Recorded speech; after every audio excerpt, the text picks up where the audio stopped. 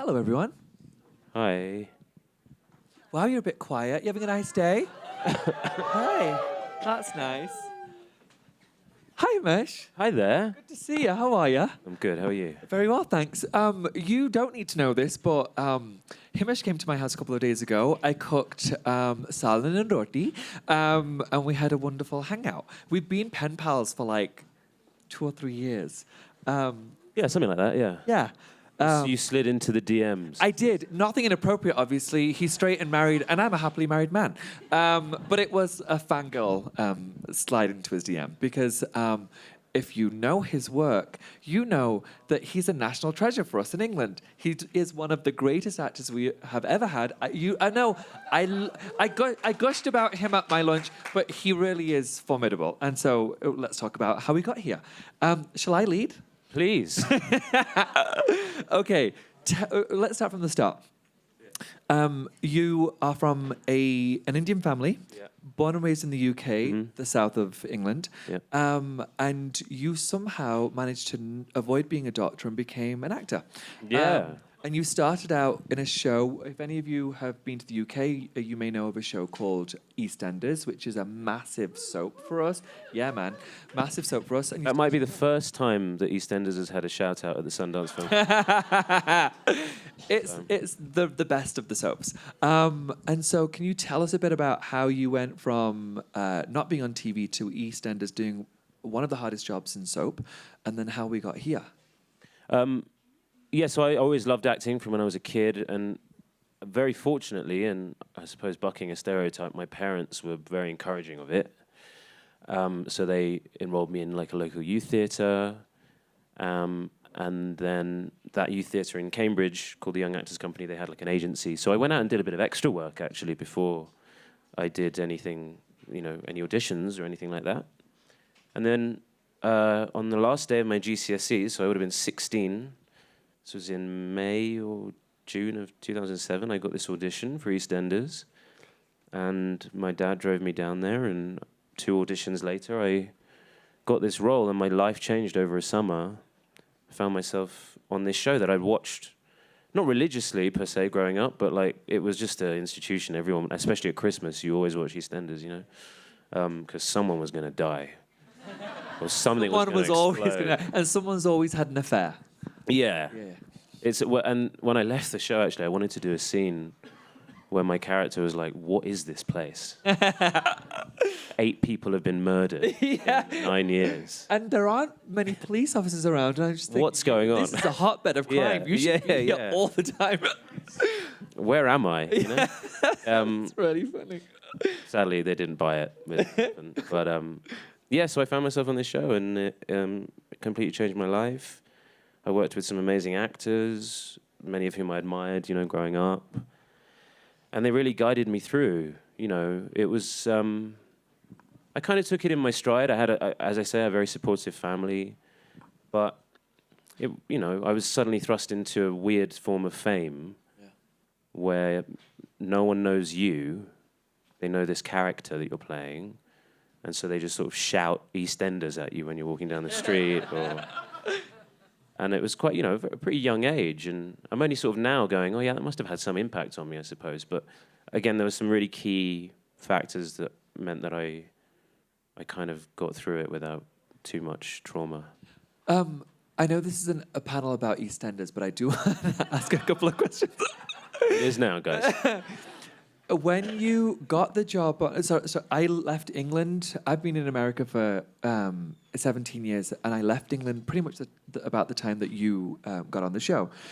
And so my questions are about good ring tune. Anyway, so when you got the show, did you know what the arc was going to be for your character? And because I don't know an Asian family on EastEnders, my question is, did it feel quite stereotypical, or did you think, oh, this is really fresh? And where did that go during your almost 10 years? Did it feel like they really wanted to portray an Asian family in England, or this is just a family in England who just so happens to be Asian? It felt more like the former. It felt more like they wanted to sort of have a South Asian family and represent something quite specific. They were a Muslim family, and when I actually auditioned for the role, they were going to explore a storyline with my character, which they actually ended up doing, then writing another character. But the main thing that they wanted to tackle was my character initially, as I said, and then it ended up being my brother coming out to his family and sort of what that does within a sort of family unit like that. That's weird. Gay Muslims don't exist. No, I know, and I said that to them. I said, listen, Really brave of them. this isn't real. Yeah. We don't have those. Only whites have those. So, Yeah. but they didn't listen, and Shocking. and then they did it, and it was a EastEnders is a disaster. fantasy show. Yeah.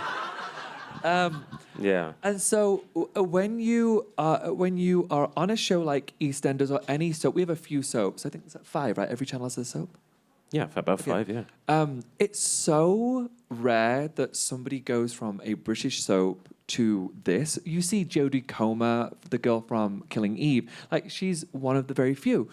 And so to go from that in England to this now, we had talked about imposter syndrome at lunch. Can you talk about how you go from being one of the very few people who's done this, and how does that feel for you? I'm still kind of pinching myself, in all honesty. I mean, I know that seems disingenuous, but I'm still like, what am I doing here? This is insane. Because it just, when I left EastEnders, I chose to leave. I'd been there nearly 9 years, and I was enjoying it, but I just always knew I wanted to try other stuff. I wanted to push myself in other ways. So I made the decision, but I was like, hopefully I can carve a career here and do something interesting, but I'm probably not going to get to, do the kind of things that I've ended up doing. Also, sorry to interrupt, but also possibly because although there have been a couple of people who've done it, it's so rare that a person of colour would do it. One of the white soap opera people might do it, but not you. Yeah, and that was something that the journey I went on. I was a pretty naive 16-year-old. I grew up in the countryside. And I hadn't really grappled with how my identity sort of affected the way I walked through the world in any sort of intellectual way until, actually kind of until my mid-20s. But when I got into EastEnders and I was working with actors, South Asian actors who were playing my parents and uncles and that sort of thing of a previous generation, they had to work so hard to get any foothold at all. And I just hadn't thought about that. And then I was like, oh yeah, there was only like a handful of them on TV when I was growing up, and we would all like make such a big deal of it. And it must have been so difficult, and it's still going to be difficult. And so not only have I got to worry about that, I've got to worry about the fact that I'm also going to be pigeonholed because I'm in a soap. Yeah. So it was a kind of a realization of the sort of structure of things. So what makes you think you could be the one that does it?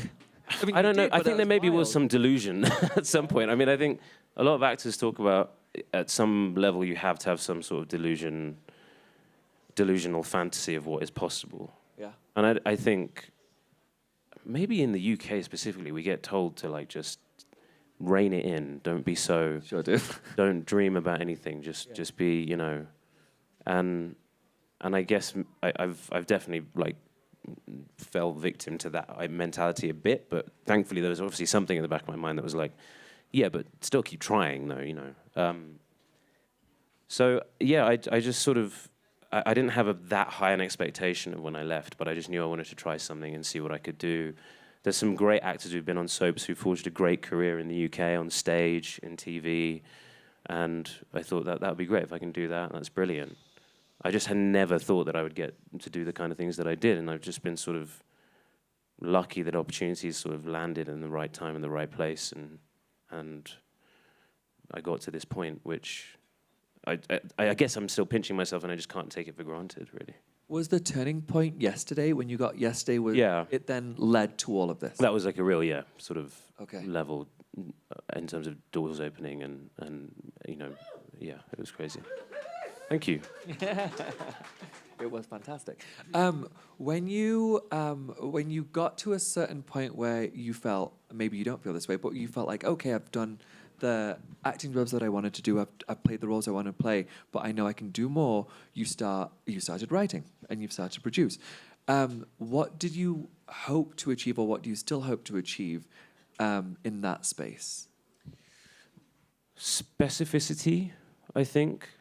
You know, on one hand, I feel so lucky that I'm getting to do so much great stuff that just would not have been on the cards for a person like me, even 10 years ago.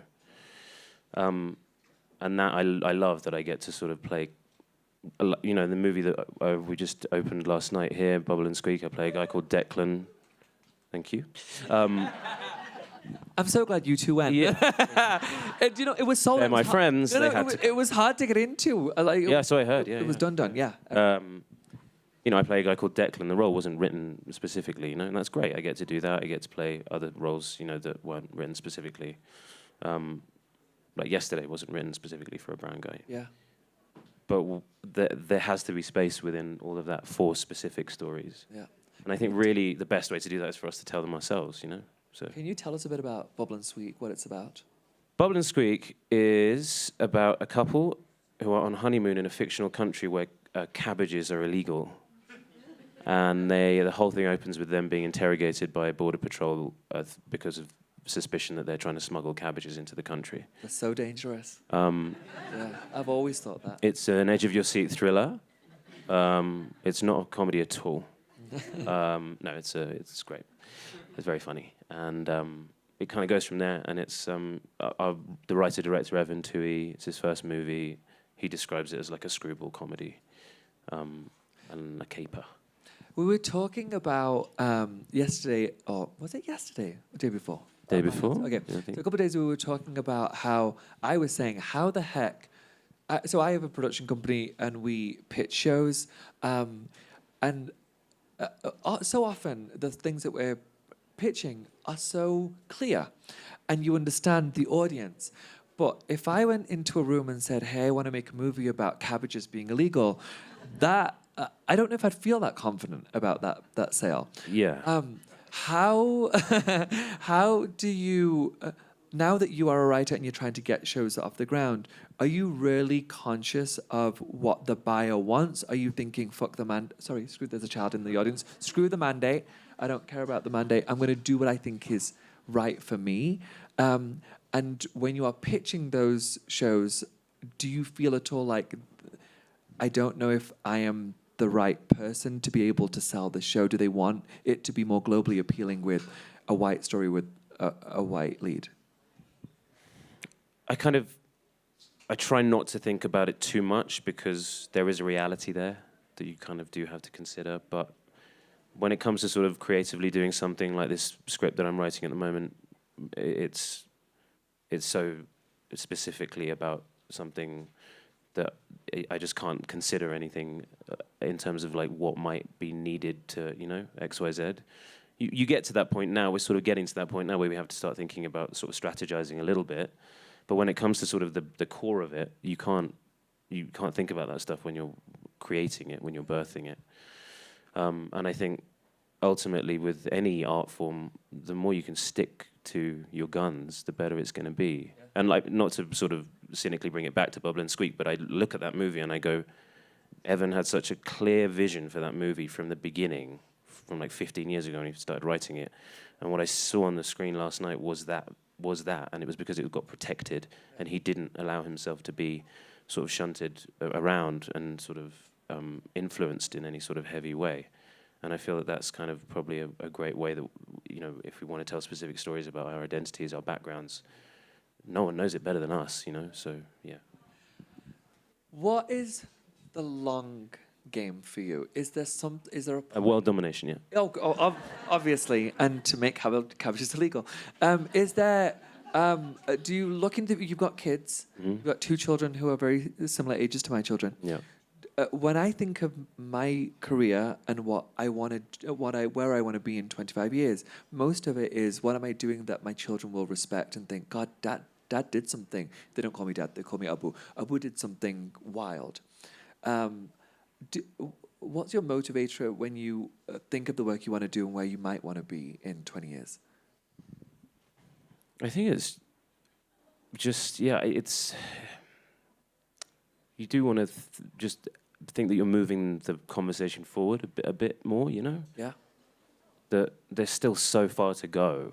Like, I still, as proud as I am of the progress that's happened and that I'm a beneficiary of, and that I'm, you know, but it's like there's still stuff to do in terms of pushing things forward, trying to get stories made and perspectives sort of voiced that still, it's not easy to do.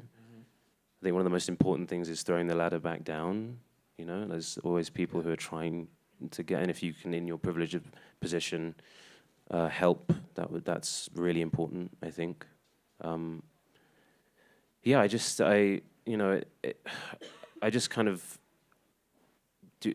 I think I've got an idea of sort of where I want to go with stuff and what my truth is, what my instincts are, and you know, I think I just want to. I want to feel that when I look back in 20 years that things have moved on, that you know it's not. There's nothing that's precluding my children, for example, from doing things that maybe I would have been precluded from doing. Yeah. You've been in show business for how long? 15 years? What am I now? 34, 18 years nearly, yeah. I do, even though I don't think it's anywhere near where it needs to be, I do think it has changed so greatly. I've only been in this for 8 years, but I'm seeing so much more representation now than I would have 10 years ago. I'm really intrigued because the timeline when we were talking, so I got EastEnders when I was 16, so that was 2007. And you said you moved to the US in 2006? 2008. 2008. Yeah. So it's kind of there's an interesting sort of overlap in Yeah. terms of like the timeline. Yeah. Can I ask like what motivated you to move here? And have you been in the local area for this for all that time you've been in Salt Lake? I live in Salt Lake. I choose to make this my home. This is my primary residence. You know, gosh, this is way too Debbie Downer to say, but when you ask what was the motivator to move to America, my sweet Tan France answer is my husband, the love of my husband. And that is true. However, I chose to move from the UK because I didn't want to feel like a second-class citizen anymore. That truly is it. And it wasn't because I was trying to be an entertainer. I never planned to be an entertainer. This just came out of nowhere. And so I moved over here just for a happier life. There's a term in England that we use for Pakistanis, we don't use for Pakistanis, other people use Pakistanis, which is Paki. And I was just sick of hearing that all the time. So you got it a lot? All the time. I'm from the north. Do you know what's really funny is, not funny, you know what's really interesting is... Racism is hilarious. Oh my gosh. I'm doing a comedy show about it. It's wild. Please don't put that out of context. That's going to be the takeaway. What was so wild is I thought stupidly that whatever fame I'd garnered or whatever success I'd garnered in America, but the first show I was on was a big global success. And so I thought, well, that'll impact my life in England as well. And I was at my mum's house. She lives in Manchester. And she lives about 20 minutes away from the city centre. And so I said to my mum, I haven't been on a bus since I was like 17. I'm going to take a bus from your house to the city centre. And she was like, why would you? Like, you've got a car. I was like, it's a cultural experience. I'm really interested to go on the bus. And I went, and on that bus, somebody said, oh, here we are, another Paki, another one we pay to live for. Sorry, pay for to live. And I turned to him and I was like, by the looks of what you're wearing, I think you'll find I pay for you to live. I pay millions, you don't work, clearly. And so it reminded me of why I choose to not live in the UK. No shade to the UK. Most people in the UK are incredible. But it's those few who are so nasty who are the most vocal about their disdain for you. And so living there, my first 18 years was in a place called Yorkshire. It was so common that I had said to my family from a very young age, England is not my home. My mum remembers me saying that at like 7 or 8. I was like, we're not welcome here. Why are we here? And so my goal was always to move somewhere else. Always. And so you moved here with work? It was with, like I had a with your company. Yeah, I had a company, and then I launched a few companies that did very well. And then at 32, I decided to sell them, and I was going to retire, but like semi-retire. I was going to have children and travel the world. And then a week later, Netflix asked if I would be on this show called Queer Eye. Queer. Thank you so Eye. much. Has anyone? What was that like? So you get this call. What was your initial reaction? I thought that I was being scammed. Because it came through Instagram. Somebody at Netflix casting was like, I work for the Netflix casting department. And I was like, yeah, of course you do, dickhead. And so that went on for a few days, and then they asked me if I'd audition, and they'd been looking for the person to be the style guy on Queer Eye for about 6 months, and they'd auditioned almost 3,000 people, and they were like, we can't find the one, and we start shooting in less than a month. And so they asked for a Skype call. We did a Skype call. It went very well. And they were like, we think you're the one. And I was like, you're just saying that to be nice. You know I don't want the job. I don't care about the job. I don't need any of this. And they said, well, will you just come out to LA? And I was like, here are my conditions. I don't know who I thought I was, but I was like, you will fly me first class. I want to stay at that hotel. You will pay me for my time. And they were like, that's not how this works. I was like, I don't need your job. You're asking me to come and work. Like, I'm not working for free. And so they agreed. And I went to this audition, and it was a 3-day audition. And because I didn't want it, I truly was just there to make gay friends because I didn't have any gay friends. And so I was like, there's a bunch of gays there, and I'm so friendly, I'm going to make a gay friend. And so I went, and because I didn't care or need it, it was the easiest thing in the world. I was just able to be myself. And then at the end of the first day, they were like, it's you. Will you stay the next 2 days? We're going to build the rest of the cast. But you got the job. Can I? Yeah. Thanks. Oh, thanks. Pretty incredible. I love the show. Thank you. I find it always basically makes me cry. And I've always been so interested by how intimate it is and how intimately you guys interact with these people's lives. Because it's kind of a show about healing, right? It's kind of a show about that, and it feels so wholesome to me, and I think that's probably why it has such global success and why it's so universally adored, I find. How did you get any guidance on how to do that without, messing someone's head up or re-traumatizing them or whatever? And how hard can that be? And how have you learned any sort of tricks along the way that really sort of help you every time you have to sort of do this? Because you do it. I mean, you must have lost count how many times how many lives you've changed. The interesting thing is, I was the only one of the cast who had never done television before. I'd never been on a set before. And so I was really nervous about how this was all going to go down. The first day, I was the first scene, and unscripted works very differently from scripted. Literally, I turned up on set, and they said, okay, you've got 3 hours, fill it. And I was like, with what? And they're like, talk to that person, get to know that person. I was like, for 3 hours, this stranger? Yeah. And we're just going to film it. And there's a crew of the 40 people who are in this room who are watching you. I was like, this seems great. This is very well publicized at this point, but the first person, we call them our heroes, the person within the first few minutes found out that I was Muslim, and I was Pakistani. So he started speaking Spanish with me, and I said, I'm not a Latino. And he was like, you're not Mexican? I was like, no, I'm not Mexican. I said, I'm Pakistani. And he was like, wait, I know that word. And I was like, oh, how do you know that word? And he said, it was on the, oh my God, are you a terrorist? No, legitimately, that was his exact question. He was like, Pakistanis are terrorists. And I said, well, let me tell you why that's not appropriate to ask. And that really set the tone for how this was going to go for me. And my experience on the show is so different to my castmates.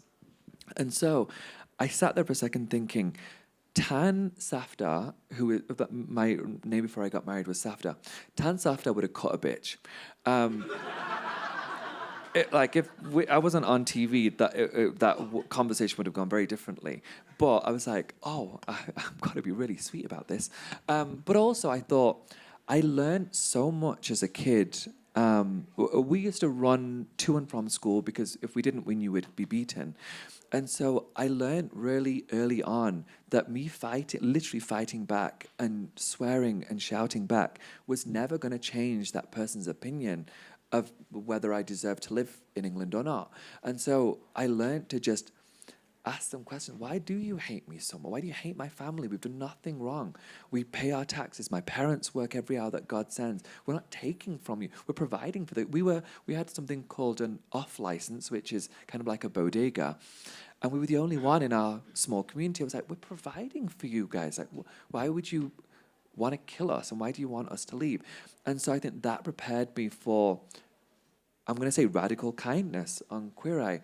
When somebody's telling me their deepest, darkest secrets, I'm like, I understand your pain. My family's been through this our entire lives. And yes, I don't relate to your exact story, but I understand what it feels like to be downtrodden, to feel like there's no hope, to feel like you don't have a place and you are so alone. And so I thought I needed training. The only training I really needed was what line can I cross on camera, or what did these things mean, this jargon that's sprouting my way, what does that mean? But as far as human connection and how do we make this translate to people all over the world, that weirdly is the easiest part of the job for me. And I look, on this job, I put people in clothes, but I don't care really about that. The reason why I enjoy my category is when you are with somebody in a fitting room and they're just in their underwear, you get to ask the most profound questions, and you get the most honest version because they are in their most vulnerable state. Look, if I were to see any of you in your underwear, I'm sure you'd be fucking panicked. But in a fitting room, if I were to say, I want you to look at yourself and I want you to tell me how you feel about who you are as a person, and then it leads to so much more than just, I like this part of my body. It's, how do I feel about who I want to be? Because right now I feel horrible about myself and I feel like I can't possibly move on in life.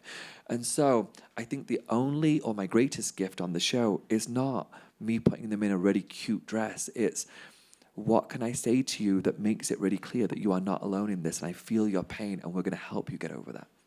Sorry, that was a really long-winded answer. What a guy. It really, it's such I think it's just such, the level of empathy on that show, I just think is wonderful. Thank you. So thank you for that. Thanks. Can I ask a bit about your childhood, like sort of growing up in... You can ask me whatever you want. In Manchester, you grew up in Manchester? I didn't. I grew up in a place called Doncaster. Oh, Doncaster, yeah.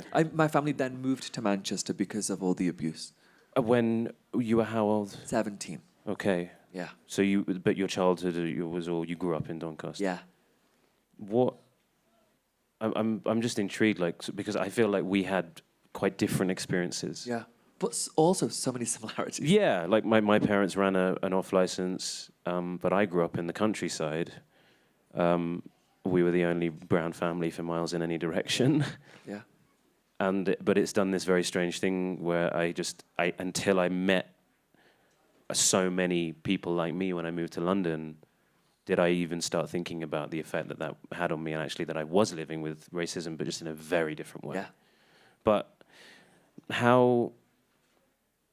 I mean, I guess obviously it was hard, but how did you come out of that without... It feels to me like you've come out of it with so much empathy and so much kindness and so much... It just feels to me, I don't know how you do that, because it feels like you've been through a lot. To have gone through that when you were a child... I think that you make a choice. You make a choice as to whether it's going to affect your life forever, and you're going to begrudge your upbringing. But really, I just think that everything that we go through as Asians in England, South Asians in England, it sets me up for the kindness. I think if I just had a normal, happy childhood, I don't know if I'd be as friendly and nice.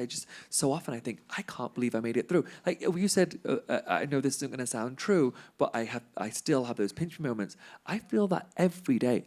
When I'm sat here thinking, I'm tan from Doncaster, from a council estate, which means the projects like this, it shouldn't happen to people like us. But I think it has, because I knew that I could use all of that shit from childhood and do something good because of it.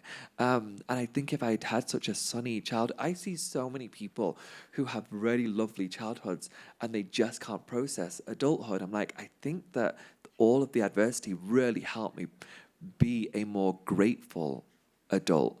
And I think it helps me connect with people in a much greater way. So many times on any of the shows that I do, people have not had the experience I've had, but they're from working class families. They've got a job that is a tough job. They've got a life that is so much tougher than my life. And so I think they just want to hear that I've seen it too. I've been there too. And now that I'm in it, I never thought that it was possible for people like us to be here. But now that I'm in it, I just think, what more can I do? And quite honestly, I've gotten really arrogant with it. And I don't care. I just think, I'm in a real position of power. I'm on a couple of big shows on Netflix, and you can't tell me shit. And if you say, oh no, we can't tell that story on Queer Eye this week, I will say, the fuck we can't. If a producer says, hey, we don't want to have... I was about to say something that I definitely can't say. That we can't go to this Indian restaurant, and we don't want to do a celebration of Indian food today. My response is, I think you'll find that I won't be on set today then. And I know that's so harsh, but I'm like, I'm the only brown one on set. I need somebody fighting for me. And if I'm the one, I'm the one. And so whenever I have a lot of meetings, almost every day, Zooms. And I told you something a few days ago that was wild with a UK company. The amount of times that crazy shit is said to me, I just think I am actually in a position of great power. When you have financial independence, and I had financial independence before becoming an entertainer, I didn't need this. And so when somebody wants something of me, I can say, and how's that going to move my people's story forward? Oh, you want me to tell this story as if my people are terrorists? No, I'm not going to do that. We're not going to lean into that conversation. I'm going to tell you why we're not. You want me to do this event and you want me to pretend to be a taxi driver? That's not going to happen. We're not just taxi drivers. We're doctors. We're lawyers. We're actors. We're entertainers. Like I've gotten so comfortable saying, what am I going to... The main reason I wanted to take the show, and I mentioned this at our lunch, I was not going to take Queer Eye. I tried to quit Queer Eye multiple times. The reason I chose to continue on with Queer Eye is my husband, who is a lovely white man, who's been my husband for 16 years.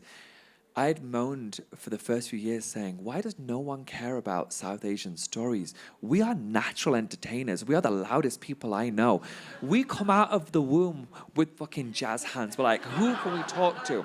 If ever you've been to an Asian household, we will bring you in, we'll cook for you, we'll entertain you. It's as if we're putting on the Oscars for you. Like we're gonna make sure you have a wicked time. And so... Even if we're broken, by the end of it, we'll... Absolutely. To our own family's detriment. I'm like, I've neglected my kids today, but have you had fun? Great. Now see you later. And so when people suggest that we can't, it makes no sense that we would be the entertainers. Why wouldn't we be? We spent our whole lives doing this. And so my husband was like, you might get to be that person. There's never been a you on television before. And I was like, that's scary as fuck. No one wants to be the first one at anything because then you are the punching bag for everyone. But I was like, I might actually get to encourage some people, some queer brown people or some queer Muslim people to believe I don't have to commit suicide because my family will disown me. I might get to live a life. I might get to live past 25, which let me tell you, up until the time I was 15, 16, I didn't think I was going to live past 25. I thought, 25, I will have to kill myself because my family will never accept this because they've never seen a version of this, ever. When I told my mom I was gay, she was like, what does that mean? And when I explained to her, she was like, well, I've never even heard of that. It was so alien to her. And I'm like, this is why we need people like us on TV where people can watch you on EastEnders or on Yesterday or on Station 11 and be like, if I can like Himesh and think he's a wicked actor, why can't I like every other Asian that I see? Give them a shot. When you see me and you think, I hate the fags, but I really like Tan France, yeah, I'm not that different from any other gay person. I just got brown skin. If you love me, you can love the rest of my people. Yeah. So that's why I did it. That's why that's why I continue to be on Queer Eye. I'm really intrigued by the idea of people like us shouldn't be here. I find it. I've thought that a lot. I think I sometimes still think it a lot, and it's so unhealthy. And I think we've just internalized something that we've been told for centuries. Really. Yeah. However, I don't feel that way anymore. I used to. I used to think, I don't know if I'm meant to be here because this was kind of... No, but we could, that's the thing. We need to get out from under it, right? Yeah, at this point, within the last couple of years in particular, I walk into a room thinking, I work hard and I'm on the same show as those guys and they're walking in confidently. Why can't I walk in to say, I deserve to be here? Why wouldn't I be here? I went to Himesh's party, yesterday. What was it? A premiere party? Yeah, after party. And I got to the door and the security was going to let us in. But for a second I thought, gosh, I have no right to just walk up and say, let me in. But she was like, are you on the list? I was like, yeah, I am. But even if I wasn't, why don't I didn't say this, but I thought, I'm going to tell you, I'm Tan France and I have just as much right to be here as that influencer. Maybe more. A little bit more, right? Yeah. I'm not afraid to say I deserve to be in that room. If that person's there, why shouldn't I be there?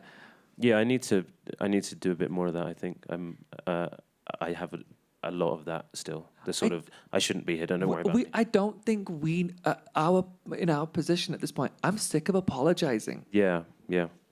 I definitely do it too much. Yeah, and I'm sorry about that.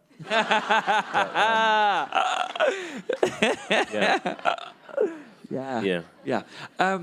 When it comes to unscripted, and I'm really curious, do we have any time left? Would you ever do unscripted? Instinctively, the answer is no. I'm not talking about like I'm a celebrity, get me out of here. Like, no, I'm not talking about that. I'm talking about if ever someone were to say, "Do you want to do a documentary about?" Oh yeah. Something in particular that exposes who you are. Not just. I'm not saying you're hiding behind a character, but you actors get to hide behind a character. Yeah. Would you ever be willing to expose yourself? That sounds really appropriate. Listen. Check out. Wow. Yeah, it's an interesting question. I think my instinct as an actor is I don't give too much of myself. I still grapple with how much of that, it is worth doing. And actually, I think I found myself thinking about it too much from some sort of arbiter of what's good and what's not. I think ultimately it's up to you, and I'm finding my comfort level with it.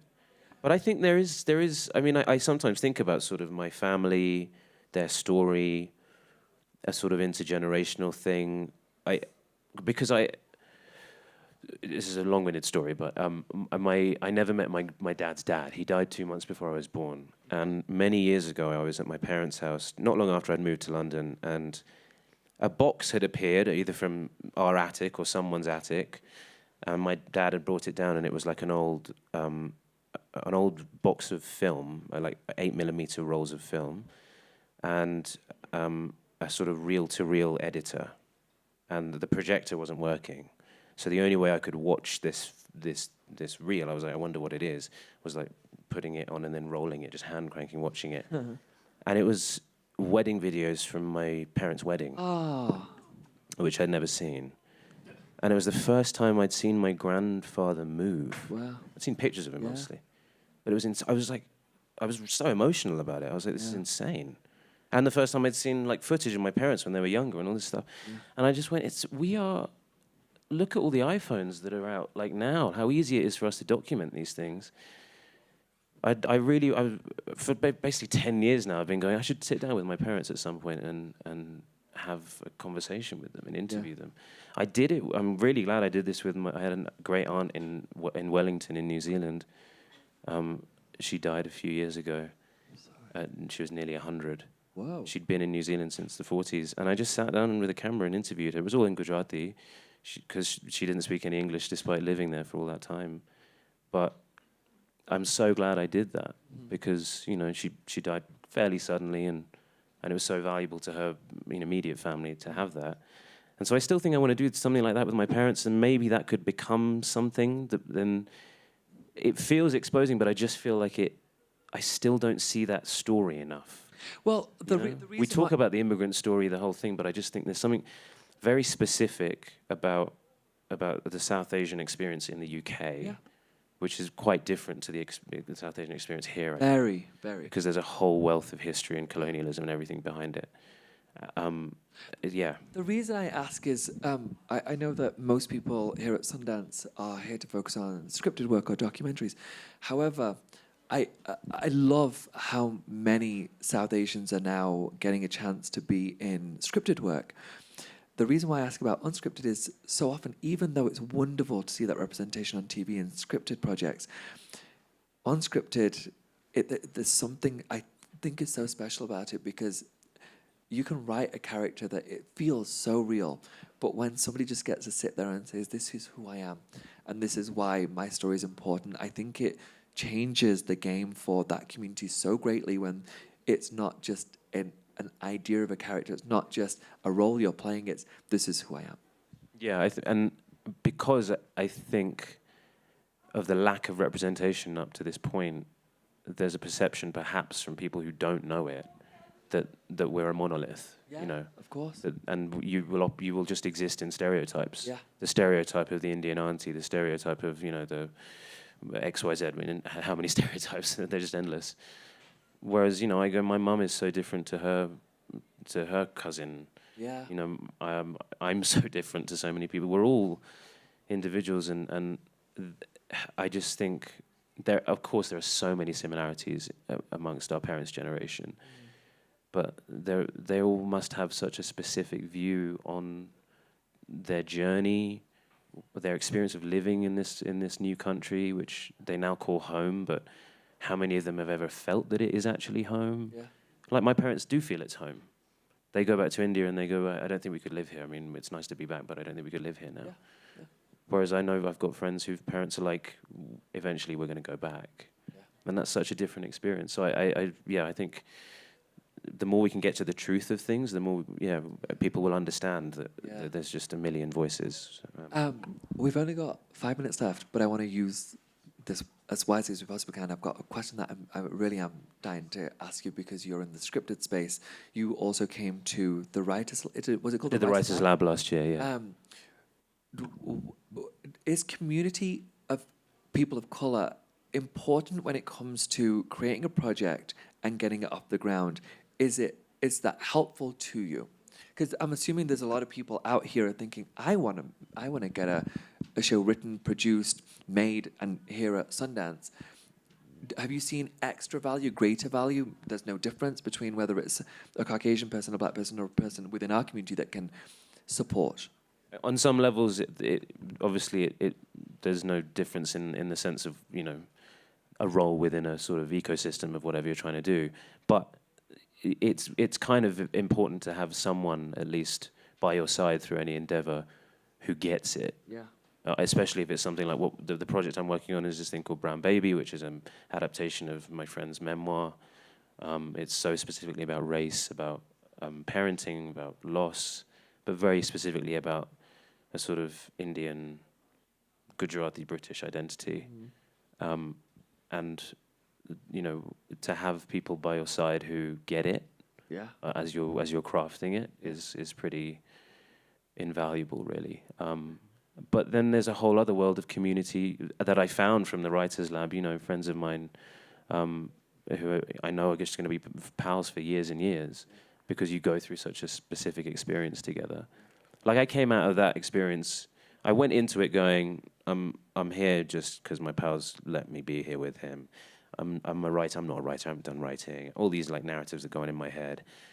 And it ended up being one of the most emotional experiences of a cathartic experience, and I went away from it going, I guess I am a writer, I guess, because everyone else was feeling the same way. Everyone else was feeling like an imposter, and they've made it to the Sundance Writers Lab. Like it's a big deal, and we knew that, but at the same time, we're all still grappling with that feeling of I don't deserve to be here, maybe, or and for whatever reason.